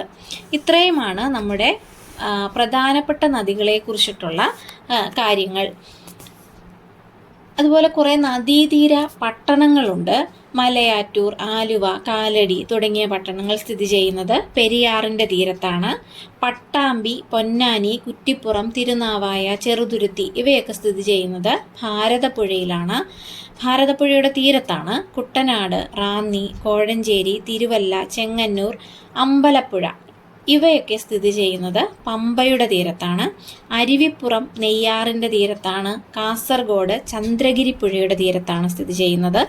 ഫറൂഖ്, ബേപ്പൂർ, നിലമ്പൂർ, മാവൂർ, എടവണ്ണ, അരീക്കോട് ഇവയൊക്കെ സ്ഥിതി ചെയ്യുന്നത് ചാലിയാറിൻ്റെ തീരത്താണ്. പാല, കോട്ടയം, ഏറ്റുമാനൂർ ഇവ സ്ഥിതി ചെയ്യുന്നത് മീനച്ചിലാറിൻ്റെ തീരത്താണ്. ഇരിട്ടി, ശ്രീകണ്ഠപുരം, ഇരിക്കൂർ, പറശ്ശിനിക്കടവ് ഇവ സ്ഥിതി ചെയ്യുന്നത് വളപട്ടണം നദിയുടെ തീരത്താണ്. പന്തളം സ്ഥിതി ചെയ്യുന്നത് അച്ചൻകോവിലാറിൻ്റെ തീരത്താണ്. പുനലൂർ സ്ഥിതി ചെയ്യുന്നത് കല്ലടയാറിൻ്റെ തീരത്താണ്. പുനലൂര് സ്ഥിതി ചെയ്യുന്നത് കല്ലട ആറിൻ്റെ തീരത്താണ്. അതുപോലെ പല നദികൾക്കുമുള്ള വിശേഷണങ്ങൾ നമുക്കൊരിക്കൽ കൂടി നോക്കാം. കേരളത്തിൻ്റെ ജീവരേഖ എന്നറിയപ്പെടുന്നത് പെരിയാറാണ്. കേരളത്തിൻ്റെ നൈൽ എന്നറിയപ്പെടുന്നത് ഭാരതപ്പുഴയാണ്. പൊന്നാനിപ്പുഴ എന്നറിയപ്പെടുന്നത് ഭാരതപ്പുഴയാണ്. ചിറ്റൂരിൽ ഭാരതപ്പുഴ അറിയപ്പെടുന്ന പേരാണ് ശോകനാശിനിപ്പുഴ. നിള എന്നറിയപ്പെടുന്നത് ഭാരതപ്പുഴയാണ്. പ്രാചീന കാലത്ത് പേരാർ എന്നറിയപ്പെട്ടിരുന്ന നദി ഭാരതപ്പുഴയാണ്. പ്രാചീന കാലത്ത് ബാരിസ് എന്നറിയപ്പെട്ടിരുന്ന നദി പമ്പയാണ്. ദക്ഷിണ ഭഗീരഥി പമ്പയാണ്. കേരളത്തിലെ മഞ്ഞ നദി എന്നറിയപ്പെടുന്നത് കുറ്റ്യാടിപ്പുഴയാണ്. മുരാടുപുഴ എന്നറിയപ്പെടുന്ന നദി കുറ്റ്യാടിപ്പുഴയാണ്. പയസ്വിനി ചന്ദ്രഗിരിപ്പുഴയാണ്. തലയാർ പാമ്പാറാണ്. തലയാർ എന്നറിയപ്പെടുന്നത് പാമ്പാറാണ്. അതുപോലെ ഈ കല്ലടയാറിനെ കുറിച്ച് നമ്മൾ ഇടയ്ക്ക് പറഞ്ഞു. കല്ലടയാറിൻ്റെ പ്രധാന പോഷക നദികളാണ് കുളത്തൂപ്പുഴ, ചെന്തുരുണി, കൽത്തുരുത്തി എന്നിവ. കുളത്തൂപ്പുഴ, ചെന്തുരുണി, കൽത്തുരുത്തി എന്നിവ കല്ലടയാറിൻ്റെ പോഷക നദികളാണ്. അതായത് പുനലൂർ തൂക്കുപാലം സ്ഥിതി ചെയ്യുന്ന നദിയാണ് കല്ലടയാർ. ചില സാഹിത്യകൃതികളിലും പല നദികളെക്കുറിച്ചും പരാമർശമുണ്ട്. വില്യം ലോഗൻ്റെ മലബാർ മാനുവലിൽ പ്രതിപാദിച്ചിരിക്കുന്ന നദിയാണ് കോരപ്പുഴ. OV വിജയൻ്റെ ഗുരുസാഗരം എന്ന കൃതിയിൽ പ്രതിപാദിച്ചിരിക്കുന്ന നദിയാണ് തൂതപ്പുഴ. SK പൊറ്റക്കാടിൻ്റെ നാടൻ പ്രേമം എന്ന കൃതിയിൽ പ്രതിപാദിച്ചിരിക്കുന്ന നദിയാണ് ഇരുവഞ്ഞിപ്പുഴ. ബുക്കർ സമ്മാനം ലഭിച്ച അരുന്ധതി റോയിയുടെ ഗോഡ് ഓഫ് സ്മോൾ തിങ്സ് എന്ന കൃതിയിൽ പരാമർശിച്ചിരിക്കുന്ന നദി മീനച്ചിലാറാണ്. ഇവയൊക്കെയാണ് നമുക്ക് മെയിനായിട്ടും പഠിക്കേണ്ട നദികളെക്കുറിച്ച് പഠിക്കേണ്ട കാര്യങ്ങളെന്ന് പറയുന്നത്. അതുപോലെ നമുക്ക് ഈ ആറ്റുകാൽ പൊങ്കാലയെക്കുറിച്ചൊക്കെ അറിയാം. ഈ ആറ്റുകാൽ പൊങ്കാല നടക്കുന്ന ആറ്റുകാൽ ക്ഷേത്രം സ്ഥിതി ചെയ്യുന്നത് കിള്ളിയാറിൻ്റെ തീരത്താണ്. മീനച്ചിലാറിൻ്റെ തീരത്താണ് കോട്ടയം സ്ഥിതി ചെയ്യുന്നത്. അതുപോലെ കരമന നദിയുടെ തീരത്താണ് അരുവിക്കര, പേപ്പാറ എന്നീ അണക്കെട്ടുകളുള്ളത് കരമന നദിയിലാണ്. യൂറോപ്യന്മാരുടെ കാലത്ത് ഇന്ത്യയിലെ ഇംഗ്ലീഷ് ചാനൽ എന്ന് വിശേഷിപ്പിക്കപ്പെട്ടിരുന്ന ഒരു നദിയാണ് മയ്യഴിപ്പുഴ. 54 കിലോമീറ്റർ നീളമുള്ള മയ്യഴിപ്പുഴ. ഈ മയ്യഴിപ്പുഴ വയനാടൻ കുന്നുകളിൽ നിന്ന് ഉത്ഭവിക്കുന്ന ഒരു നദിയാണ്. അത് പതിക്കുന്നത് അറബിക്കടലിലാണ്. തലശ്ശേരിയെയും മാഹിയെയും തമ്മിൽ വേർതിരിക്കുന്ന ഒരു നദിയാണ് മയ്യഴിപ്പുഴ. ധർമ്മടം തുരുത്ത് സ്ഥിതി ചെയ്യുന്ന പുഴ അഞ്ചരക്കണ്ടിപ്പുഴയാണ്. വളപട്ടണം നദി ഉത്ഭവിക്കുന്നത് ബ്രഹ്മഗിരി കുന്നുകളിൽ നിന്നാണ്. ഇത്രയൊക്കെയാണ് നമുക്ക് നദികളെക്കുറിച്ച് പറയാനുള്ളത്. അപ്പോൾ ഈ ക്ലാസ് നിങ്ങൾക്ക് പ്രയോജനകരമായി എന്ന് വിശ്വസിക്കുന്നു. ക്ലാസ് നിങ്ങൾക്ക് ഇഷ്ടപ്പെടുന്നുണ്ട്, പ്രയോജനമായി എന്നുണ്ടെങ്കിൽ എൻ്റെ ചാനൽ സബ്സ്ക്രൈബ് ചെയ്യാൻ മറക്കരുത്. ഇഷ്ടപ്പെട്ടുവെങ്കിൽ നിങ്ങളുടെ ഫ്രണ്ട്സിലേക്കും ഈ ക്ലാസ് എത്തിക്കാൻ ശ്രമിക്കുക. എല്ലാവരും ഷെയർ ചെയ്തും സബ്സ്ക്രൈബ് ചെയ്തും സപ്പോർട്ട് ചെയ്യുക. താങ്ക്